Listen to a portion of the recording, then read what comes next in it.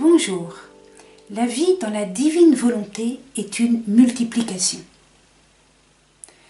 Une vie pure nous permet la communication avec les anges.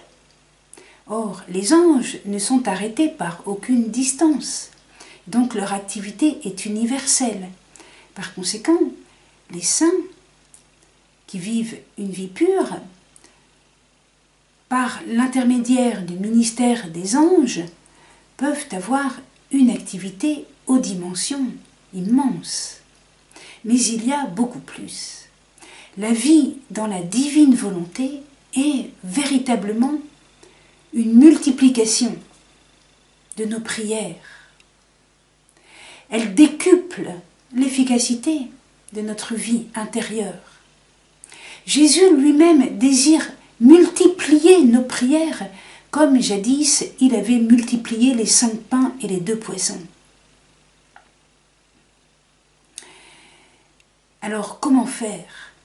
On peut déjà à chacune de nos prières ajouter une petite formule du style « Eh bien, je te prie pour les pécheurs et pour tous les pécheurs qui étaient, qui sont et qui seront. » À ce moment-là, on a élargi notre prière.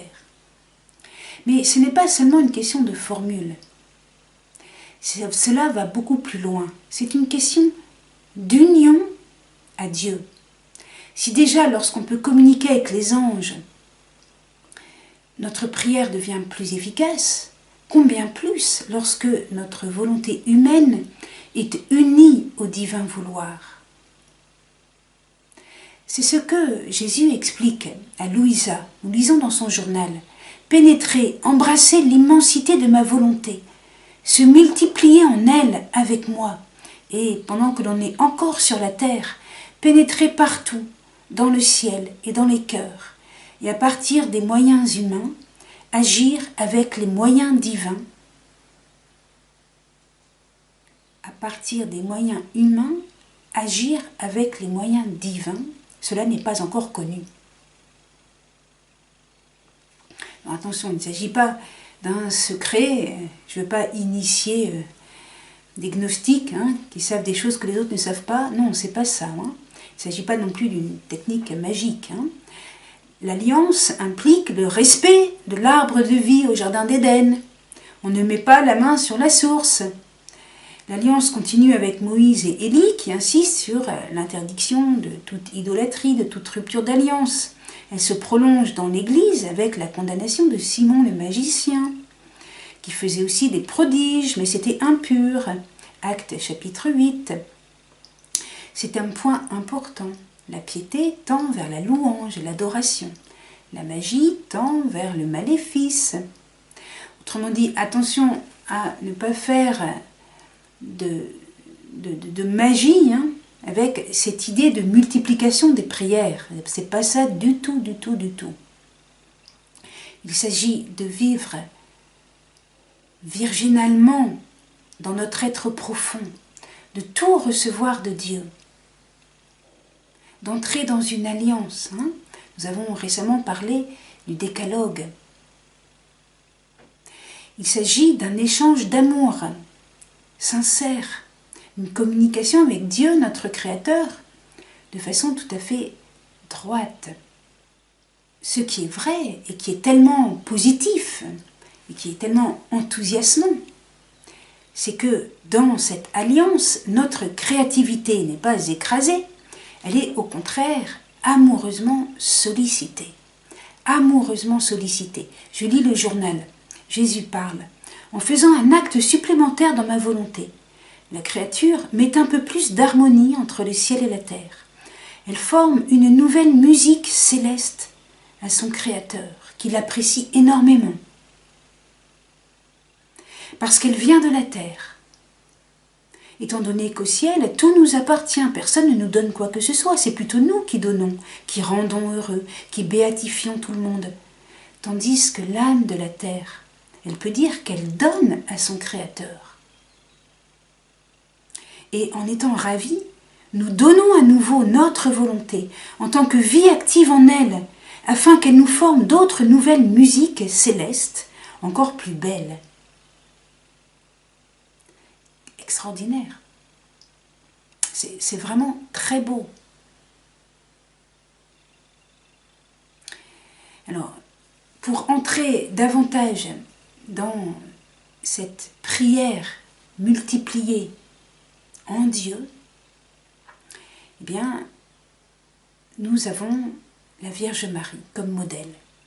Jésus dit à Louisa, seule la prière jaillissant d'une âme où règne la divine volonté agit irrésistiblement sur le cœur de Dieu. Eh bien, qui mieux que la Vierge Marie peut dire qu'elle est une âme où règne la divine volonté? Et donc, la Vierge Marie est le modèle de la prière dans la divine volonté. Elle est celle qui nous initie à cette prière. C'est ainsi que Luisa Picaretta a aussi composé un ouvrage qui s'appelle « Un mois avec Marie ». Et elle y donne des prières. Eh bien, nous allons lire 7 prières. Nous n'allons pas seulement les lire, eh bien, nous allons les prier. Je vais donc les répéter chacune 3 fois. Céleste Maman, renferme-moi dans ton cœur, afin que j'apprenne de toi à vivre de volonté divine. Céleste Maman, renferme-moi dans ton cœur, afin que j'apprenne de toi à vivre de volonté divine.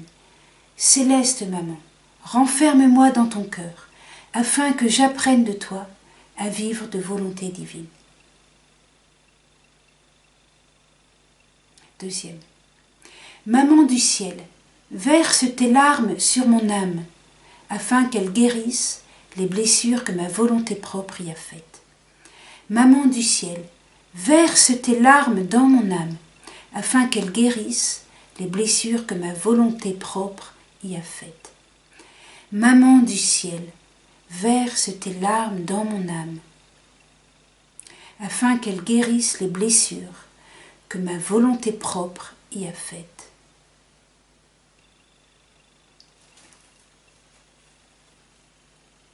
Troisième. Reine de la paix, fais que je reçoive de la volonté divine le baiser de paix.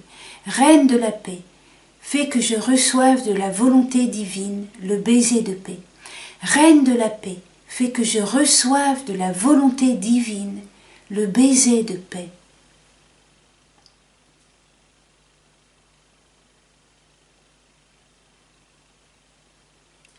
Quatrième. Maman, écris dans mon cœur le nom de Jésus, afin qu'il me donne la grâce de vivre de volonté divine. Maman, écris dans mon cœur le nom de Jésus, afin qu'il me donne la grâce de vivre dans la volonté divine. Maman, écris dans mon cœur le nom de Jésus, afin qu'il me donne la grâce de vivre de volonté divine.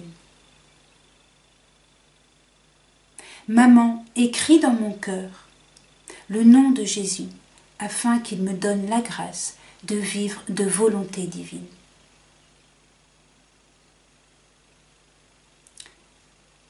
Cinquième. Jésus, Marie, Joseph, admettez-moi à vivre avec vous dans le royaume de la volonté de Dieu. Jésus, Marie, Joseph, admettez-moi à vivre avec vous dans le royaume de la volonté de Dieu. Jésus, Marie, Joseph, admettez-moi à vivre avec vous dans le royaume de la volonté de Dieu. Sixième.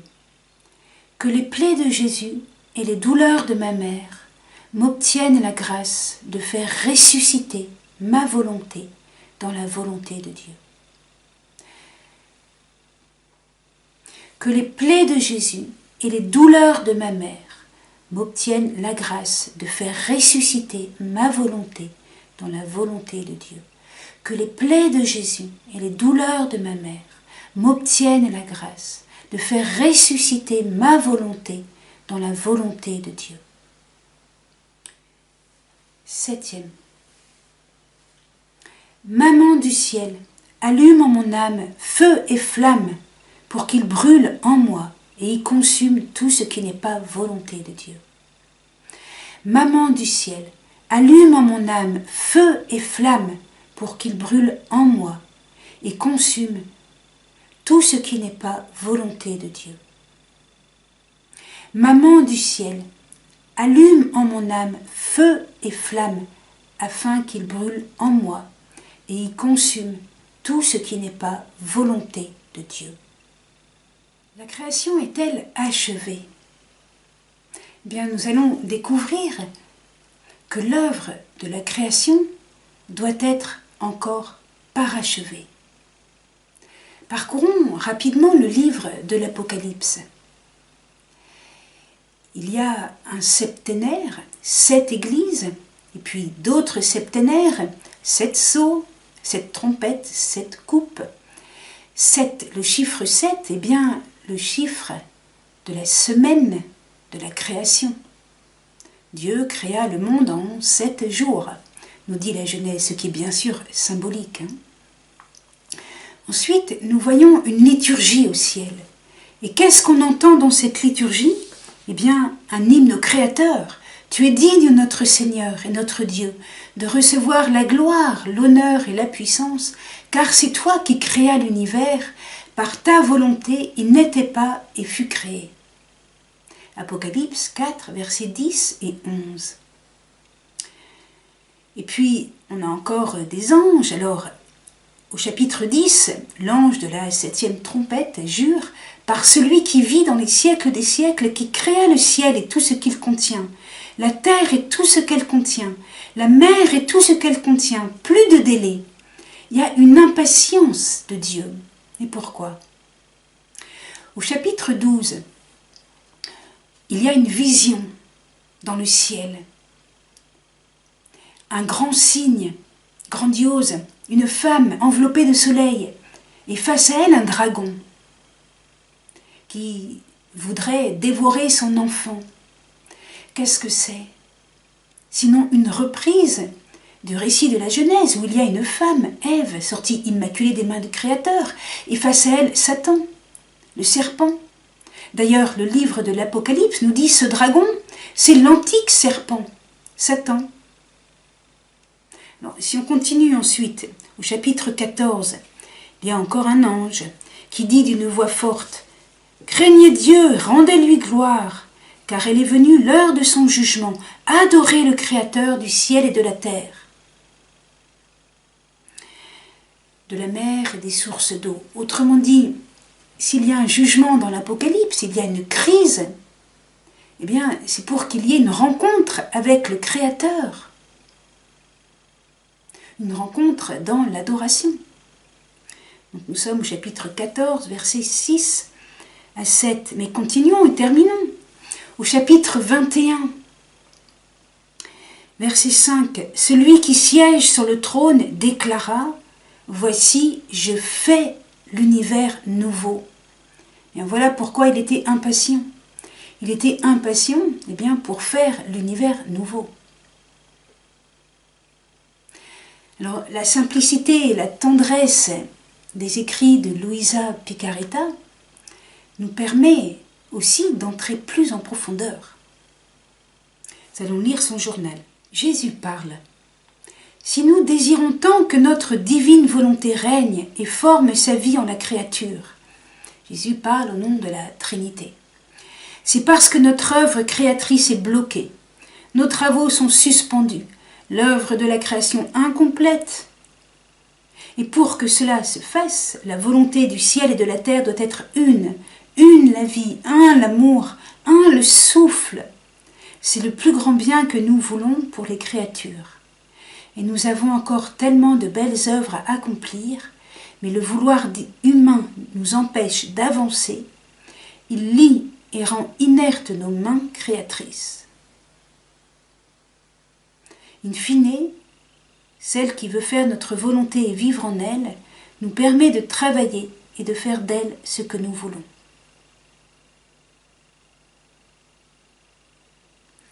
Autre passage du journal. Jésus parle.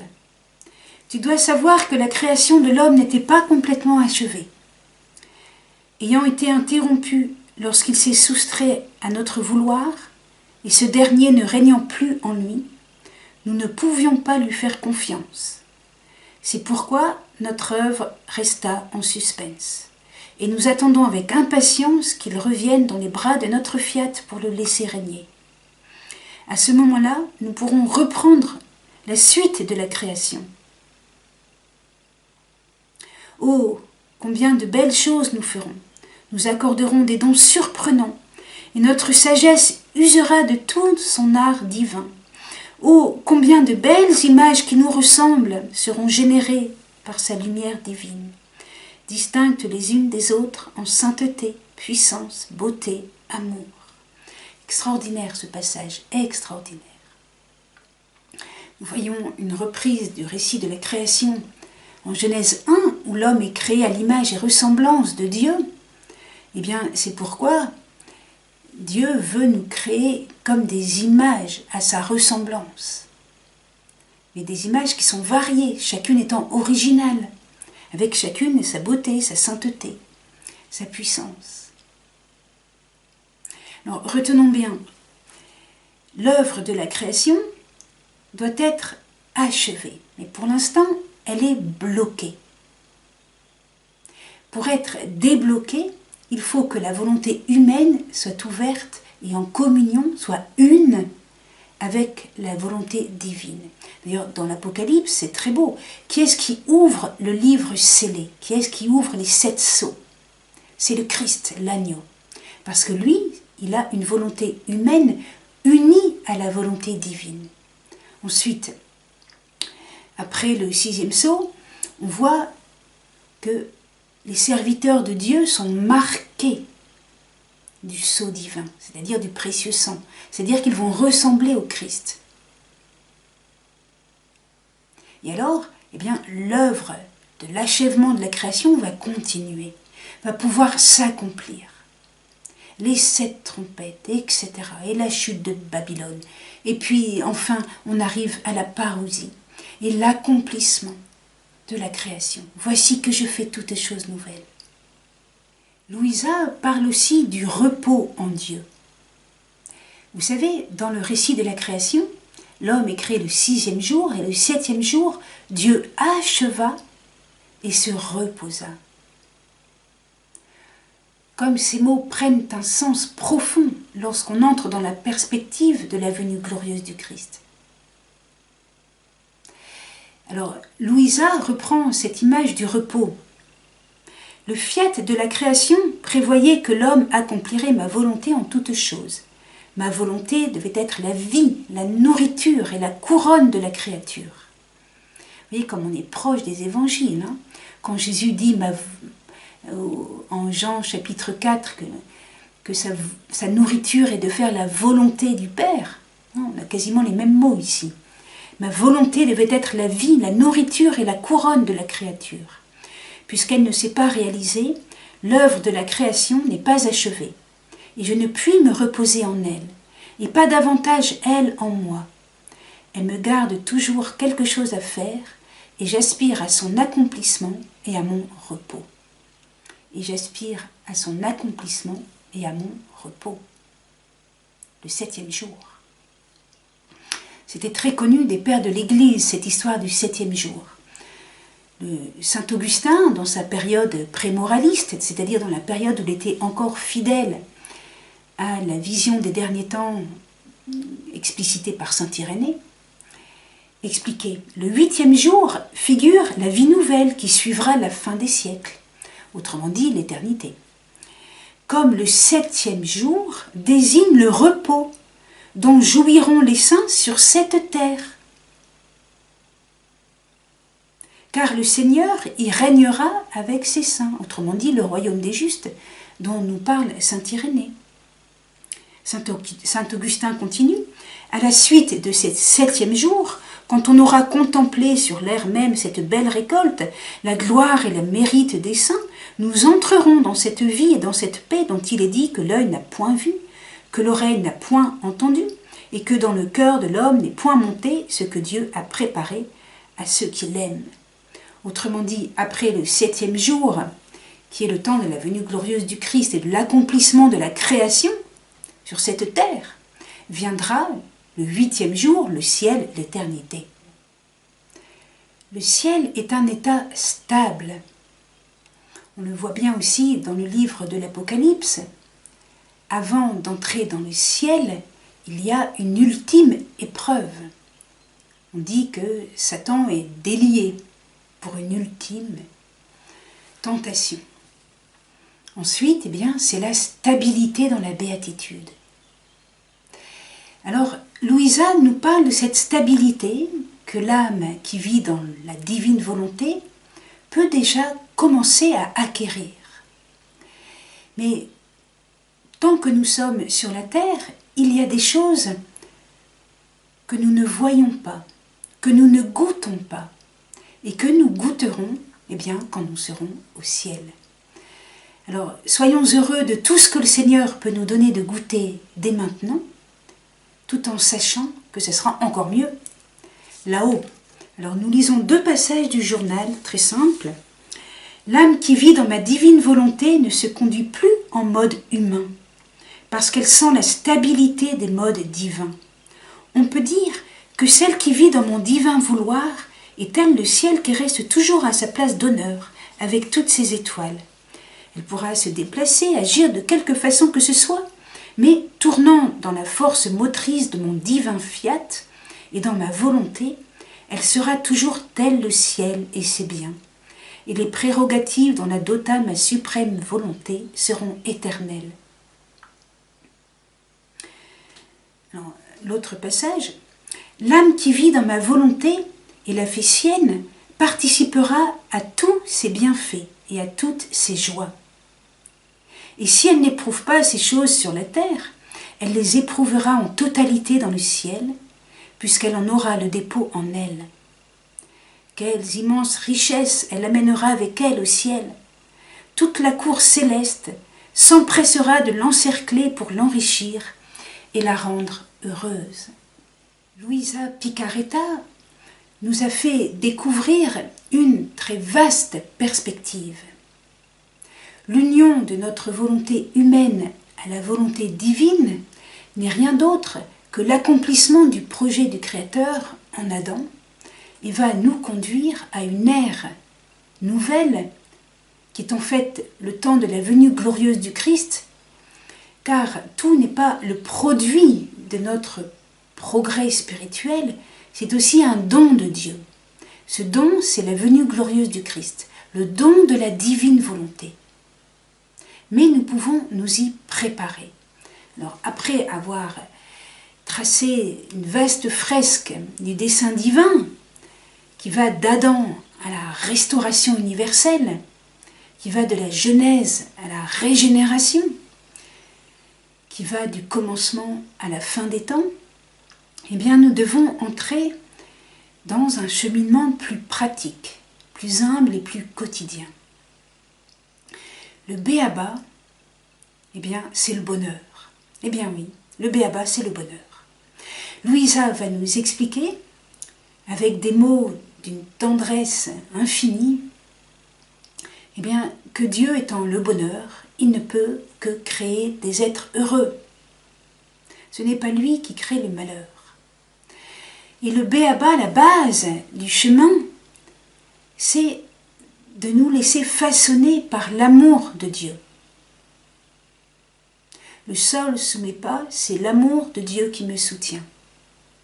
L'air que je respire, c'est l'amour de Dieu, son souffle en moi. Et tout cela est très proche de l'Évangile. Nous lisons dans l'Évangile de Matthieu, chapitre 5, que Dieu fait lever son soleil sur les bons et sur les méchants. Il fait tomber la pluie sur les justes et sur les injustes. Autrement dit, l'amour de Dieu nous soutient. Que nous soyons déjà devenus justes ou que nous soyons encore très méchants. Dieu nous aime. Voilà, ça c'est la base. C'est le b.a.-ba. Eh bien, lisons un passage du journal de Luisa Picaretta, dont la cause de béatification, je le rappelle, a été introduite à Rome en 1994. Je faisais mon tour dans la création pour suivre les actes que la divine volonté avait accomplis en elle. Et oh, quelle surprise! Chaque chose créée contenait une telle félicité à pouvoir rendre heureux tout et tous. Et me voyant émerveillée avec toute sa bonté, mon toujours aimable Jésus m'a dit: ma fille, notre entité suprême possédant la source du bonheur, il ne pouvait qu'engendrer des choses ou des êtres heureux. Alors, Jésus explique ensuite qu'il s'agit là des premières voyelles qu'il faut apprendre pour pouvoir ensuite lire le divin vouloir. J'ai été un peu émerveillée de voir que Jésus parlait des premières voyelles pour apprendre le divin vouloir. Parce que, en fait, en hébreu, le nom de Dieu, c'est 4 consonnes voyelles. Yod, He, Vav, He. Le premier He, on peut le prononcer He, et le deuxième, on peut le prononcer A. Ce qui fait I, E ou A. Des voyelles. Si vous voulez, pour lire quelque chose, il faut commencer par des voyelles. Pour lire l'hébreu, il faut qu'il y ait des voyelles. Des voyelles qui peuvent être aussi utilisées en consonnes, d'accord. Et pour qu'un enfant apprenne à lire, il faut qu'il puisse connaître les voyelles. Eh bien, pour que nous puissions entrer dans la divine volonté, il faut que nous apprenions le bonheur, que Dieu veut notre bonheur. Il faut que nous entrions dans un climat qui nous étonne. On est tellement habitué à la dureté du monde, à sa cruauté, à sa méchanceté. Il faut que nous nous accoutumions à l'amabilité de Jésus, à son sourire, à ses yeux pleins de bonheur. Dans le livre du Deutéronome, le Deutéronome c'est le 5e livre de la Bible, le 5e livre de la Torah, eh bien, ouvrez-le et regardez dans les premiers chapitres tous les mots heureux ou bonheur. Et ça forme comme un collier du bonheur. C'est-à-dire qu'il y a des versets qui sont comme des perles dans un collier et qui nous parlent du bonheur. Et cela avant et après le chapitre 5, qui est le chapitre qui nous donne le décalogue. Alors, on pense toujours que le décalogue, c'est simplement 10 commandements. Certes, il y a des commandements, mais cela commence par la première parole, qui est une déclaration d'amour. Je suis ton Dieu qui t'a fait sortir du pays d'Égypte. Je suis ton Dieu qui te veut du bien. Je suis ton Dieu qui te veut heureux. C'est ça que ça veut dire, le décalogue. Alors, nous allons lire dans le journal de Louisa, eh bien, l'importance du décalogue. Je vais l'expliquer. Tout d'abord, je vous donne une petite image personnelle que j'aime beaucoup. La loi, le décalogue, c'est comme les balises sur une piste de ski. Si vous franchissez les balises, vous tombez dans des ravins, sur des rochers. Mais à l'intérieur de la piste de ski, vous pouvez faire toutes les acrobaties et tous les virages que vous désirez. Il en est de même. Le décalogue, ce sont des balises, et en respectant ces balises, eh bien, vous pouvez vivre votre vie avec toute la créativité que vous souhaitez. Lisons le journal de Louisa. C'est Jésus qui parle. La volonté humaine comporte des faiblesses, des passions. On va expliquer les 11 passions.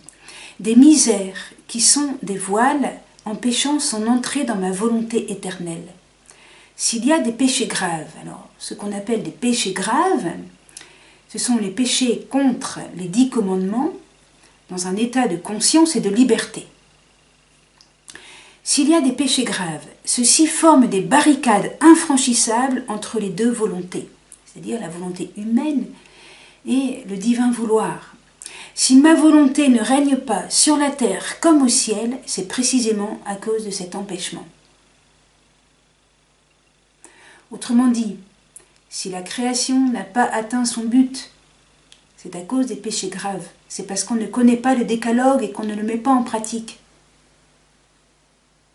Au moment de la venue glorieuse du Christ, quand il va chasser l'Antichrist et établir ce que saint Irénée appelle le royaume des justes, et ce que le journal de Luisa Picaretta appelle l'ère de la divine volonté, qui est un don, un événement, et pas seulement le fruit d'un progrès spirituel, nous l'avons expliqué, eh bien, nous allons vivre l'union de la volonté humaine et la volonté divine, qui n'est pas seulement quelque chose de nébuleux, mais qui est très concret, très pratique, et nous allons vivre dans un grand bonheur, en faisant des acrobaties sur la piste de ski, en faisant des danses et des jolies choses, des jolies figures, mais entre les balises du décalogue. Que je rappelle donc, livre du Deutéronome, chapitre 5. Tu ne pratiqueras pas l'idolâtrie, tu ne pratiqueras pas l'hypocrisie, c'est-à-dire prononcer le nom de Dieu à faux. Tu respecteras le jour du Seigneur. Tu honoreras ton père et ta mère. Tu ne tueras pas, tu ne commettras pas d'adultère, tu ne voleras pas, tu ne porteras pas de faux témoignages et tu n'auras pas la triple convoitise qui finalement conduit à l'adultère, au meurtre et au vol. Tu ne convoiteras pas la femme, la maison, c'est-à-dire l'honneur, et l'âne, tous les biens de ton prochain. Autrement dit, ces commandements, qui d'ailleurs ont beaucoup de correspondance les uns avec les autres, eh bien, doivent être connus et pratiqués.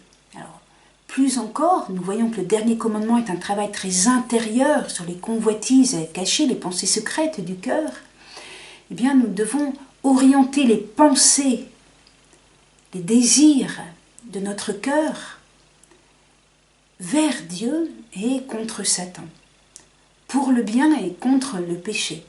Alors, quelles sont les 11 passions bien? L'amour pour Dieu, la haine du péché, le désir du bien, l'aversion de ce qui conduit au mal, la joie en Dieu, la tristesse devant Satan, l'audace de faire le bien, la peur de faire le mal, l'espoir d'atteindre le ciel, le désespoir en voyant nos faiblesses, mais pas trop de désespoir car il y a la grâce de Dieu, et puis la colère quand tout est désordonné. Alors, lorsque l'homme progresse dans la divine volonté, on voit bien dans l'Évangile, l'homme atteint les béatitudes. Heureux les pauvres de cœur, heureux les doux, car ils posséderont la terre. C'est comme ceux qui honorent ton père et ta mère, et tu posséderas aussi la terre. Heureux les doux, heureux ceux qui pleurent le mal, heureux les affamés de justice, heureux les miséricordieux, heureux les cœurs purs, heureux les artisans de paix. Et heureux ceux qui sont persécutés à cause du nom de Jésus. Non seulement tu ne tueras pas, mais tu préféreras être tué plutôt que de tuer. Alors nous voyons tout ce cheminement qui est celui de l'Évangile, qui nous conduit donc au bonheur. Comme nous l'explique Luisa Picaretta, la base, c'est de comprendre que le Seigneur est la source du bonheur et qu'il crée des êtres heureux. Après avoir compris avec saint Maxime le Confesseur que la volonté humaine du Christ est parfaitement libre, mais qu'elle est unie à la divine volonté, comme sa nature humaine est unie à la nature divine, et qu'à la suite du Christ, qui est le chemin, eh bien, nous entrons nous aussi dans cette union des volontés, jusqu'à posséder la volonté divine, ce qui est beaucoup plus que simplement être soumis, obéir. Alors, c'est pour nous une bonne nouvelle que ne cesse de développer le journal de Luisa Picarreta, car Luisa Picarreta, dont la cause de béatification a été introduite à Rome en 1994, est une femme qui a été instruite par Jésus. Cet enseignement nous permet de redonner du sel à l'Évangile, car ce n'est rien d'autre que l'Évangile, mais l'Évangile en quelque sorte souligné. Voyez-vous, dans la parabole que l'on appelle la parabole du fils prodigue, en Luc chapitre 15, le père dit au fils aîné, « Toi, mon enfant, tu es toujours avec moi, et tout ce qui est à moi est à toi. » Mais il fallait bien festoyer, se réjouir, puisque ton frère que voilà était mort et qu'il est revenu à la vie, il est perdu et il est retrouvé. Le père dit au fils aîné, « Tout ce qui est à moi est à toi. » Mais ça va très loin. En avez-vous conscience? Nous pouvons nous approprier les œuvres divines. Et cela devient une vie divine en nous. Comme il est écrit dans le psaume 119, « Jamais je n'oublierai tes préceptes. Par eux, tu me vivifies. » Eh bien, lisons le journal de Luisa. Luisa témoigne, « Je faisais mon tour dans le fiat divin pour suivre autant que possible ces actes divins, c'est-à-dire la création et tous les actes saints des créatures, y compris ceux de ma mère céleste et de mon cher Jésus. Mais ce qui est formidable, c'est que dès que je les trouvais, ils devenaient les miens.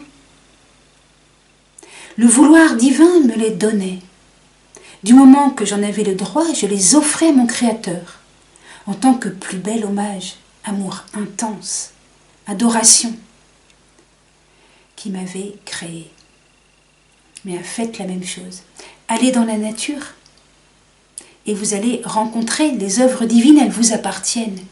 Priez le rosaire et vous allez égrener les œuvres divines, les œuvres du Christ. Elles vous appartiennent et vous pouvez les offrir au Père. Extraordinaire, n'est-ce pas? Continuons le journal. La créature ne peut pas embrasser notre immensité parce qu'il n'est donné à personne de pouvoir le faire. Mais nous lui avons donné le droit d'aller partout, dans tout ce qui était accompli pour elle, de tout étreindre et de s'approprier nos œuvres, à condition qu'elles restent dans notre fiat. Et encore, un nouvel acte accompli dans ma volonté signifie que Dieu se fond dans la créature et elle en Dieu. C'est se posséder mutuellement. La vie de l'un coulant dans la vie de l'autre, tel le sang dans les veines. C'est la fusion du cœur humain dans le cœur éternel. La créature sent couler en elle en tant que vie, l'amour, la sainteté, la vie de son Créateur.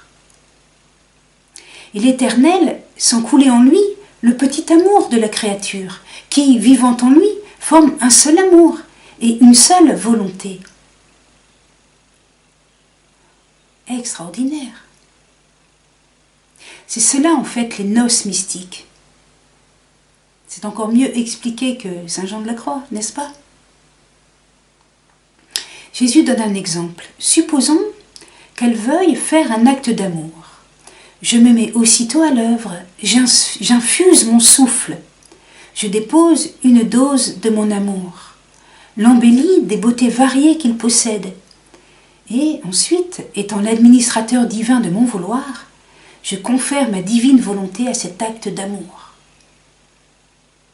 De telle sorte qu'en lui, on ne reconnaît pas l'acte de la créature, mais on voit un acte d'amour sorti du centre de ma divinité. Plus brièvement, Saint Pierre nous dit que notre but est la participation à la vie divine. Deuxième lettre de Pierre, chapitre 1, verset 4. Les chrétiens d'Orient appellent cela la divinisation. Et vous voyez combien Luisa Picarreta nous dit la même chose, mais d'une manière tellement vivante, tellement enthousiasmante. Habituellement, on dit que Dieu nous donne des grâces. Avec Luisa, on comprend que ces grâces, c'est la vie divine. Autrement dit, Dieu nous donne des grâces, Dieu nous donne des vies divines. C'est un langage un peu nouveau pour nous, inhabituel, mais combien intéressant, combien profond. Lisons un passage du journal. Tu dois savoir que ces vies divines apportent avec elles des mers de lumière et d'amour, des mers de sagesse, de beauté, de bonté, permettant à la créature de posséder une lumière toujours grandissante, un amour sans limite, une sagesse qui comprend tout et une beauté toujours plus grande. Cet accent placé sur les vies divines, la vie divine, est très intéressant, tout à fait conforme. Vous savez que dans le Nouveau Testament, dans la lettre aux Hébreux, chapitre 9, verset 28, il est dit que Jésus apparaîtra une seconde fois, donc la venue glorieuse du Christ, pour la vivification de ceux qui l'attendent. On traduit souvent simplement pour le salut de ceux qui l'attendent, mais en araméen c'est pour la vie, pour la vivification. Autrement dit, le langage de Louisa est vraiment très juste, très profond. On pourrait appliquer à Louisa ce que dit le catéchisme. Une révélation privée n'est pas une révélation proprement nouvelle. Alors le catéchisme, paragraphe 66, même si la révélation est achevée, elle n'est pas complètement explicitée. Il restera à la foi chrétienne d'en saisir graduellement toute la portée au cours des siècles. Ben, c'est cela. Louisa ne nous dit pas quelque chose qui serait totalement nouveau, mais elle l'explicite. Elle donne une explication graduelle de plus en plus forte de ceux qui étaient déjà contenus dans le Nouveau Testament. Achevons par un passage de son journal. Jésus parle. C'est pourquoi je te parle souvent de la vie dans ma volonté, chose que jusqu'à maintenant je n'ai manifestée à personne d'autre. Tout au plus, ils ont connu l'ombre de ma volonté, la grâce, la douceur qu'elle contient, mais y pénétrer, embrasser son immensité, se multiplier en elle avec moi, et, pendant que l'on est encore sur la terre, pénétrer partout, dans le ciel et dans les cœurs, et à partir des moyens humains, agir avec des moyens divins, ce n'est pas encore connu. Si vous m'avez suivi jusqu'ici, vous avez découvert quelque chose de la vie de Luisa Picarretta, quelque chose de ses écrits qui nous entraînent dans une vaste perspective qui va d'Adam jusqu'à la restauration et la régénération universelle au moment de la venue glorieuse du Christ. Nous avons aussi rassuré le lecteur catholique en montrant que la doctrine de Louisa est tout à fait conforme à la doctrine catholique sur la liberté, sur la responsabilité humaine, sur l'union de la volonté humaine et de la volonté divine dans le Christ. Alors si vous m'avez suivi jusque maintenant, eh bien nous allons tout simplement lire son journal. Tout d'abord, quelques passages qui parlent de l'union des volontés libres. Parlant de la création d'Adam, Jésus confie à Louisa. Notre divinité lui disait, « Nous mettons notre divine volonté à ta disposition, afin que le petit atome de la tienne sente le besoin de vivre de son immensité, de grandir dans sa sainteté, de s'embellir de sa beauté, de se servir de sa lumière. Étant si petit, il sera heureux de vivre dans l'enceinte de notre fiat et de profiter de nos qualités divines. Nous nous amusions en voyant vivre ce petit atome de volonté humaine dans nos confins interminables, grandissant par nos soins, beau et gracieux, et d'une beauté si rare qu'elle nous ravissait et dont nous nous délections. Après avoir parlé d'Adam, Jésus parle à Louisa de sa mère, Marie. Marie n'est pas divine, Mais comme elle unit sa volonté humaine à la divine volonté, eh bien, elle possède la divine volonté, le divin vouloir. Les mots sont très forts. Je recevais mes joies célestes et le bonheur de mon divin vouloir dont elle était comblée. Si la reine souveraine n'avait pas possédé une volonté divine, je ne me serais pas contentée de ses baisers, de son amour, de son lait. Tout au plus, mon humanité aurait pu s'en contenter, mais pas ma divinité. Pas moi, le Verbe du Père, qui détenait l'infini et l'immensité. Je voulais donc des baisers infinis, des étreintes immenses, du lait plein de joie et de douceur divine. Et seulement ainsi, je pouvais être assouvie, car possédant ma volonté divine, et m'embrassant et en m'enlaçant, les actes de ma mère n'étaient qu'infinité. Les actes de ma mère n'étaient qu'infinité. Extraordinaire. Il me semble qu'on n'a jamais dit de choses aussi belles de la Vierge Marie. À ces hauteurs, nous sommes invités, nous aussi. Écoutez bien ce qui suit parce que ça vous concerne. Jésus dit à Louisa, « Nous n'avons pas d'autre dessein envers l'homme que celui de le voir faire notre volonté, et cela afin de lui octroyer le droit d'être roi de lui-même et des choses créées, et de pouvoir habiter en lui dignement. » L'auteur de l'Apocalypse transmettait cette promesse du Seigneur. « Le vainqueur, je le ferai colonne dans le temple de mon Dieu, il n'en sortira plus jamais, et je graverai sur lui le nom de mon Dieu, et le nom de la cité de mon Dieu, la nouvelle Jérusalem qui descend du ciel, de chez mon Dieu, et le nom nouveau que je porte. » Eh bien, voyez-vous, il y a quelque chose de cet ordre-là dans les promesses que Jésus fait à Louisa. Ici, un autre extrait de son journal. « Ma fille, la vie dans ma volonté est ce qui se rapproche le plus de la vie des bienheureux dans le ciel. La distance entre ceux qui vivent dans ma volonté et ceux qui font seulement en conformité avec ma volonté est du même ordre que la distance entre le ciel et la terre, la distance entre le fils et le serviteur, la distance entre le roi et ses sujets. Le don de vivre dans la divine volonté est un cadeau que je veux faire dans ces temps si tristes, qu'on ne se contente pas uniquement de faire ma volonté, mais qu'on la possède.